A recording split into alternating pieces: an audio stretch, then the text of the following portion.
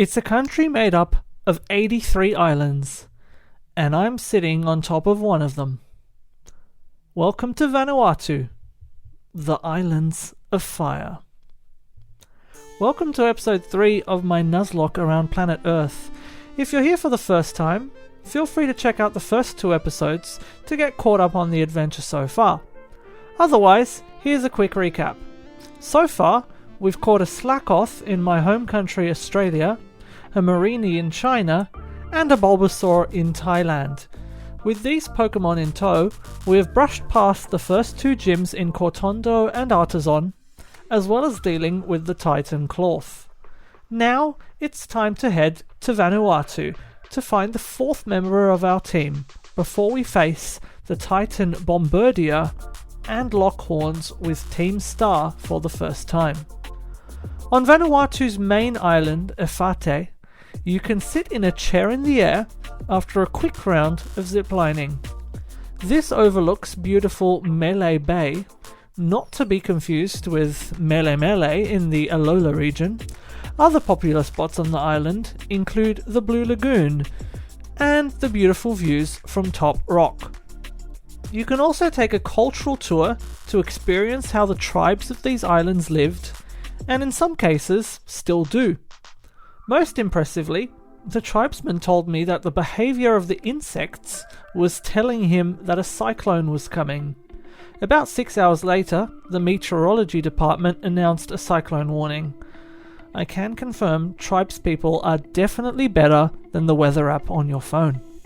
Speaking of natural disasters, Vanuatu was hit by a big earthquake around 6 weeks before I travelled there. The centre of Port Vila, the capital city, was still closed off while I was there, and some signs of damage were visible.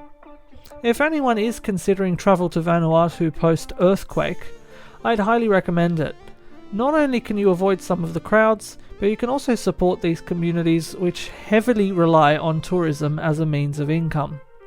With the wild weather seemingly behind us, it's time to travel from Efate in Shifa province to Tefea, Vanuatu's southernmost province. The island of Tanna awaits, where we will find the 4th member of our team. Some of the daily flights to Tanna were being cancelled due to the cyclonic weather, and you can see why when you see the tiny little plane which makes the trip. Somewhat surprisingly to some people, I'm not an aeroplane nerd, even though I am a nerd who likes going on airplanes. I don't know the difference between an Airbus and a Boeing. I mean, I barely know the difference between an Airbus and a school bus, but I can't deny this flight was a cool experience. The plane only seats around 15 passengers, which is somehow not the smallest passenger plane I've been in, but that's a story for another day. Thankfully, we managed to make it before the wild winds hit Tanna an hour later. This is an island with limited infrastructure, including a handful of hotels and plenty of unpaved roads. If you can brave the roads, you can meet the cannibal tribe, who send out their children to intimidate you. Thankfully, they don't practice cannibalism anymore. Either that, or I'm now a ghost type.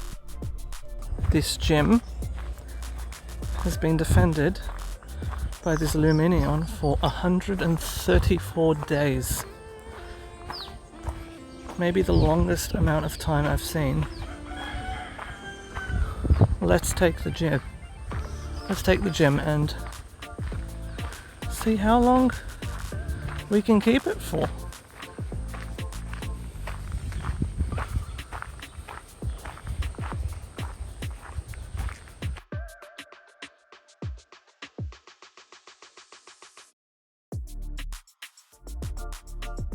Fast forward over 3 months, and on the day I'm editing this video, Dragonite is still in the gym and has been there for over 107 days. If anybody watching is planning a trip to Vanuatu, please find this gym and send my Dragonite back. Thank you very much. Tonight's the night. The night to add the 4th Pokemon to our team. Where will we catch this Pokemon, you may be asking? Well, I'm thinking inside a volcano. I'll see you there. Now that we've got that sorted, Tanner's real draw is its volcano, Mount Yasser. Not only can you see this volcano billowing smoke from below, you can even travel up to the rim to watch its minor eruptions from above. Despite copious amounts of rain, and the wind occasionally blowing smoke right at us, this was probably the best thing I've ever done on my travels. I mean, how often can you watch a volcano erupt below you? I'll leave you with the extraordinary sounds of Mount Yasser.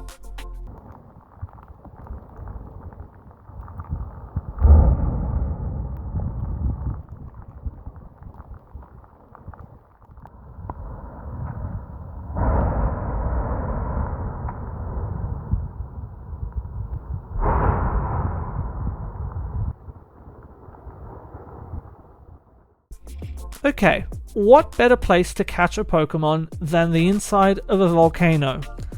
Trying to record camera footage of this proved difficult, but I'll pass it over to my past self's audio to walk you through this encounter. Apologies for the audio quality, there was literally a volcano erupting behind me. Okay, what have we got? Tapping away, tapping away.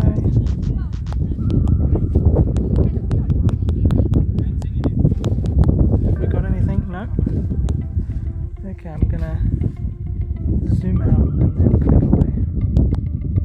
Have we got anything? No? What is it? A Grookey.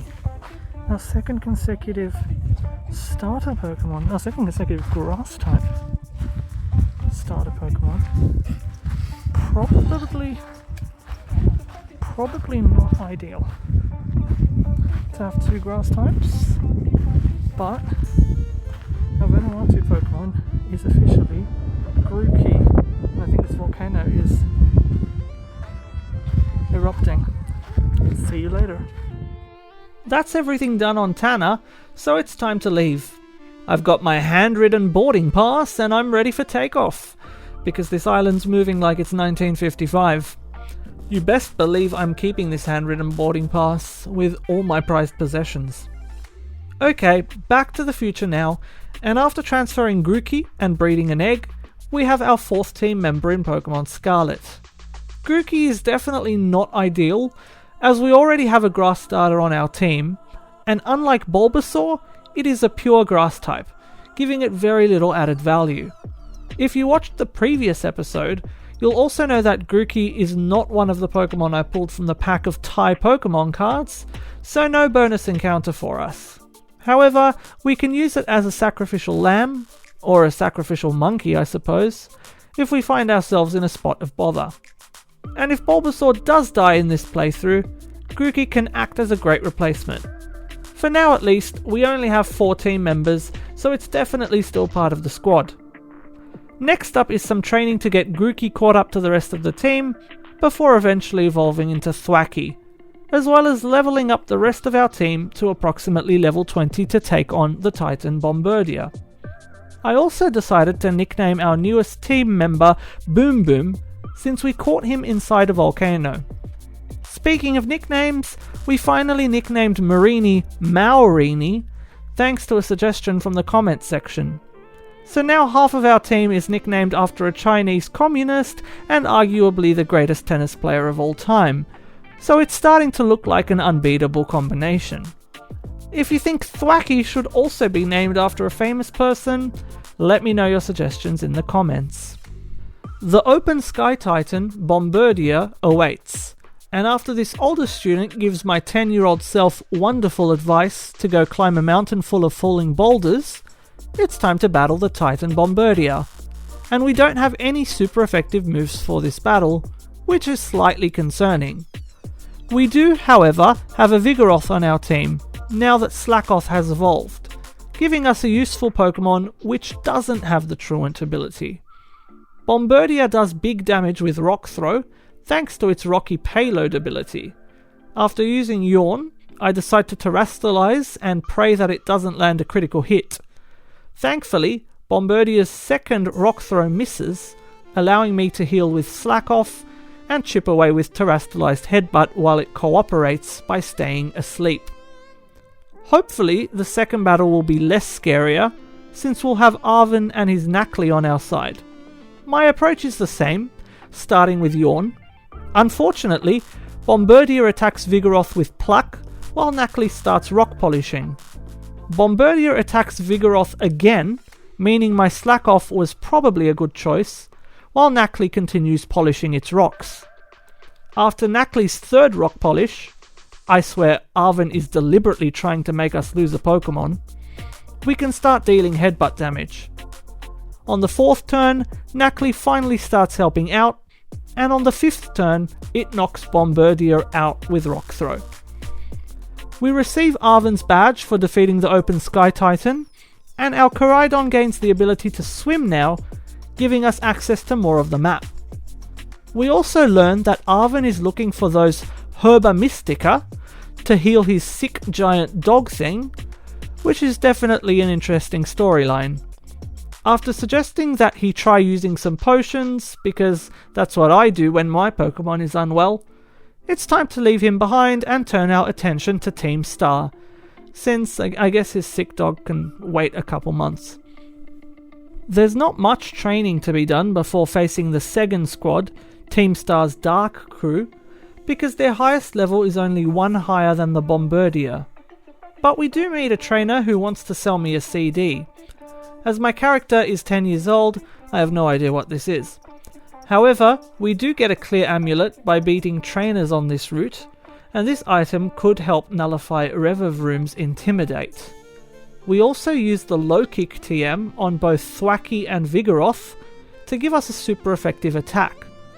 Before we can face Team Star, the home invader from the first episode shows up, wearing an outlandish disguise which does little to conceal his identity, and tells me and the hacker controlling my online life that he wants to join Operation Starfall. I agree to this because my mother apparently never taught me to be wary of strangers, and we take on the grunt at the entrance, who catches me off guard with a Murkrow. Thankfully, we get through the battle without too much difficulty, and then we can enter the base. The first part of our assault, the Star Barrage, is pretty straightforward, though I have to be careful about sending grass types out against Stunky, Sneasel, or Nimble. Then Giacomo shows himself and the real battle can begin.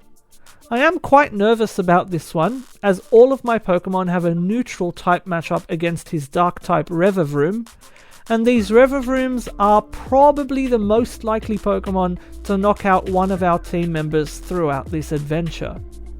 I lead with Thwackey in order to get a Screech off against Revavroom, but I didn't realise Pawniard had Aerial Ace, which deals a worrying amount of damage. Thankfully, we knock out Pawniard with 2 low kicks, and it's time to face the first serious test of this Nuzlocke. At this point, I don't know if Thwackey can take another hit, but I really want to land Screech, so I take a risk and survive on 1 HP. I considered letting Thwackey die to get a free swap into another Pokemon, but ultimately I'm not ready to lose a team member just yet. I swap to Vigoroth, and after taking a Wicked Talk, we get a lucky break as Revavroom misses a Metal Sound, allowing me to heal back to full health. Thanks to Screech, Vigoroth does big damage with Low Kick, and we heal some health back with our Shell Bell. Ultimately, we get past Giacomo without any casualties, but that was certainly a close call. We have 4 more Revavroom cars to deal with throughout this adventure, and they are all going to pose a serious threat. After some backstory on Giacomo and Team Star, we get our Star Badge, as well as access to a bunch of new TMs, including some ground type attacks, which could come in handy for our next battle against Iono. That's it for this episode.